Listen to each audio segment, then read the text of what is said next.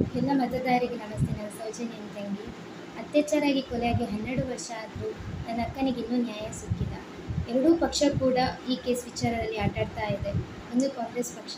ಕಾಂಗ್ರೆಸ್ಸಲ್ಲಿ ನ್ಯಾಯ ಸಿಗುತ್ತೆ ಅಂತೇಳಿ ಸಿದ್ದರಾಮಯ್ಯ ಬಳಿ ಹೋದ್ವಿ.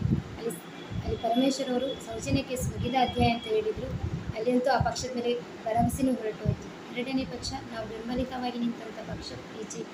ನನ್ನ ತಾಯಿ, ನನ್ನ ತಂದೆ ಆ ಪಕ್ಷದಲ್ಲಿ ದುಡಿತಾ ಇದ್ದರು. ನನ್ನ ತಾಯಿ ಫೀಲ್ಡಿಗೆ ಹೋಗ್ತಾ ಇದ್ದರು. ನನ್ನ ತಂದೆ ಪಂಚಾಯತ್ ಮೆಂಬರ್ ಆಗಿದ್ದರು. ಆದರೆ ಅದು ಕೂಡ ಪಕ್ಷ ನಮ್ಮನ್ನು ಕಡೆಗಣಿಸಿತು.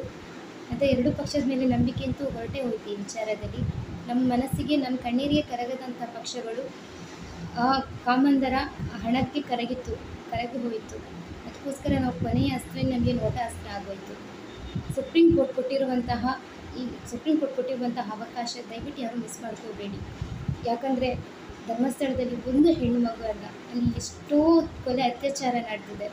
ಎಷ್ಟೋ ಜನಗಳ ಭೂಮಿ ಕಬಳಿಕೆಯಾಗಿದೆ.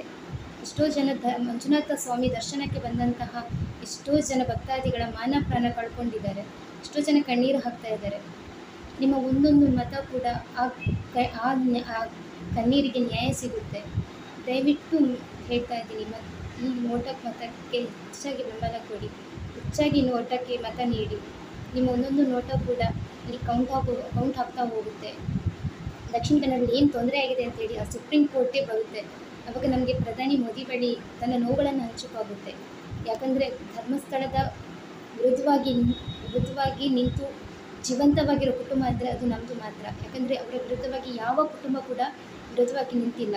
ಒಂದು ವೇಳೆ ನಿಂತರೂ ಕೂಡ ಅವರು ಜೀವಂತವಾಗಿರಲ್ಲ. ಇಲ್ಲಾಂದರೆ ಅವರು ತನ್ನ ಜಾಗಗಳನ್ನು ಬಿಟ್ಟು ಹೊರಟು ಹೋಗಬೇಕಾಗುತ್ತೆ.